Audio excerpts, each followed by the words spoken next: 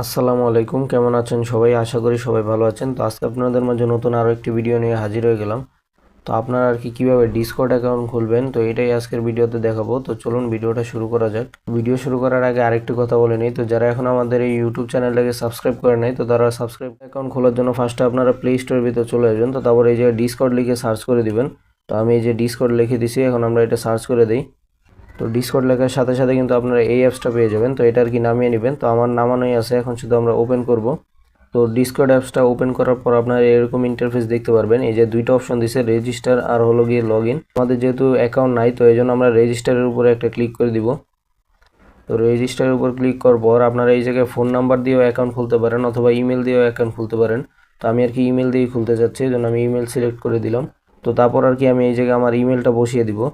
তো ইমেলটা বসানো হয়ে গেলে তারপর আমরা নেক্সটের উপর একটা ক্লিক করে দিব। তো নেক্সটের উপর ক্লিক করার পর আপনারা এই জায়গায় আপনার একটা নাম বসিয়ে দিবেন, আপনার নাম এই জায়গায় আর কি বসিয়ে দিবেন। তো এটা না বসালেও হবে, তো এই জন্য আমি এটা স্কিপ করে দিচ্ছি।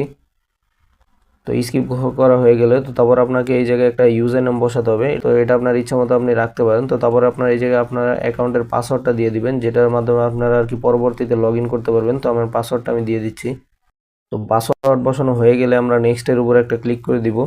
তো তারপর আর কি আপনার ডেট অফ বার্থটা দিয়ে তারপর এই যে ক্রিয়েট অ্যান অ্যাকাউন্ট এটার উপর একটা ক্লিক করে দিবেন। তো তারপর আপনার এটা স্কিপ করে দিতে পারেন। তো তারপর আমি আবারও স্কিপ করে দিব এটাও।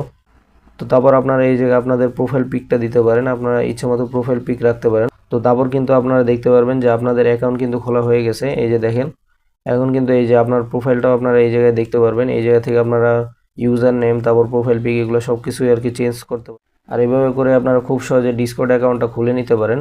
তো আজকের ভিডিওটা এই পর্যন্তই। সবাই ভালো থাকবেন, সুস্থ থাকবেন, আল্লাহ হাফেজ।